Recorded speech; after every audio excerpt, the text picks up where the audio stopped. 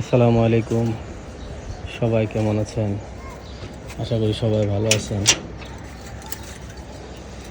এই যে ব্যস্ততার কারণে কবুতরগুলোর যত্ন নেওয়া হইতেছে না। ব্যস্ত সময় খাবার দিছি, খাইছে কোনো রকম। আইসা দেখি যে খাবার রয়ে গেছে।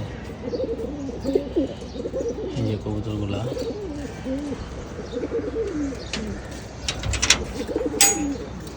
এই যে মাদিগুলা,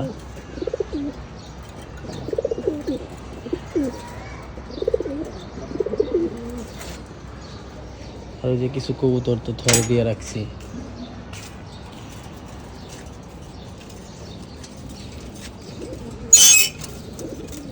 ওই যে এখানে খাকি ডিম পাড়ছে, এখানে একটা জোড়া ডিম পাড়ছে, ডিমে দিয়ে রাখছি। এখানেও এই জোড়াটা একটা ডিম পাড়ছে।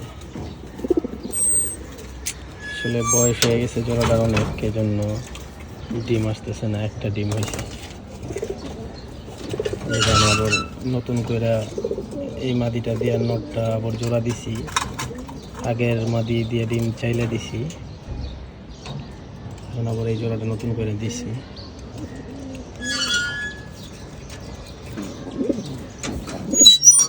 আর এই নটটা আলাদা রাখছি, মাদিটা দিলে জোড়া নিতে চায় না, এই জন্য নটটা আলাদা রাখছি। কয়েকদিন আবার মাদিটা আলাদা রাখছি, পরে আবার একসাথে দিব।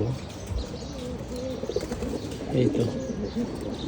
আর এই যে ভিটামিনের পানি বানাইছি, যেহেতু জোড়া দিছি ভিটামিন ক্যালসিয়াম দিতে হয়।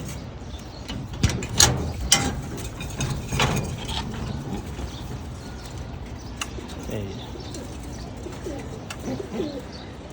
খাইতেছে।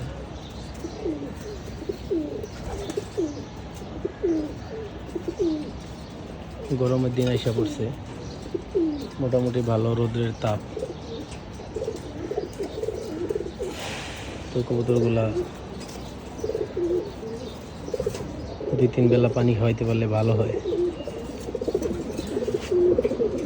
চেষ্টা করি খাওয়ানোর জন্য, তারপর ব্যস্ততার কারণে হয়তো মিস যায়। এই তো।